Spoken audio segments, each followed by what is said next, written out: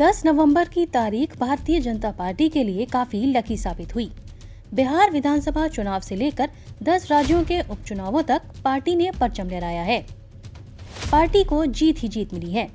बिहार में जहां 74 सीटों पर उम्मीदवार जीतकर विधानसभा पहुंचने जा रहे हैं, वहीं उपचुनावों में 40 सीटें जीतने के बाद जोश 7वें आसमान पर है। बीजेपी इन जीतों को भुनाने की पूरी कोशिश करेगी, क्योंकि कोरोना संक्रमण के बाद देश में पहली बार चुनाव हुए थे। इलेक्शन रिजल्ट का अगर गणित देखें तो बीजेपी ने 67% सीटों पर जीत दर्ज की है। स्ट्राइक रेट के लिहाज से इसे शानदार प्रदर्शन कहा जा सकता है।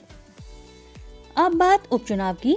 विभिन्न राज्यों के 59 विधानसभा सीटों पर हुए उपचुनावों में बीजेपी ने अपना परचम लहराते हुए शानदार तरीके से 40 सीटें अपने नाम कर ली। मध्य प्रदेश विधानसभा में 230 सीटें हैं और जीत के बाद बीजेपी के पास अब 226 सीटें हो गई हैं। राज्य में बीजेपी को 49.5% मत मिले हैं, जबकि कांग्रेस को 40.5% लोगों ने वोट दिया।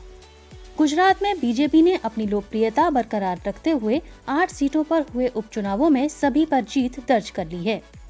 यहाँ बीजेपी को 55.1% और कांग्रेस को 34.3% मत मिले हैं। उत्तर प्रदेश में 7 सीटों पर हुए उपचुनावों में बीजेपी 6 सीटों पर जीती है। उत्तर प्रदेश में बीजेपी को 36.7% और समाजवादी पार्टी को 23.6% मत मिले हैं। मणिपुर में भी 5 सीटों पर हुए उपचुनावों में बीजेपी ने 4 पर जीत हासिल की।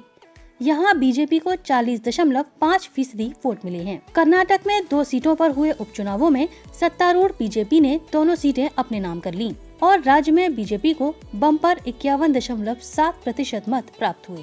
तेलंगाना में भी 1 सीट पर हुए उपचुनाव में बीजेपी ने सत्तारूढ़ तेलंगाना राष्ट्र समिति के उम्मीदवार को मात देते हुए विजय हासिल की और उसे 38.5% लोगों ने वोट दिया। ओडिशा में बीजेपी कुछ खास प्रदर्शन नहीं कर सकी। सत्तारूढ़ पार्टी ने सीटें जीत लीं। बीजेपी को ओडिशा में 35.64% मत मिले। हरियाणा में बड़ौदा सीट पर हुए उपचुनाव में कांग्रेस ने बाजी मारते हुए बीजेपी के योगेश्वर दत्त को पछाड़ दिया।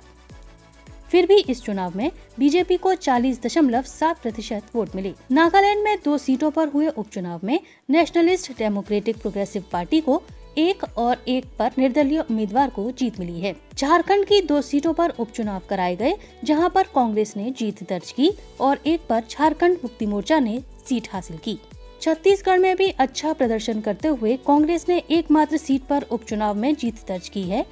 छत्तीसगढ़ में कांग्रेस को 56.1% लोगों ने वोट दिया।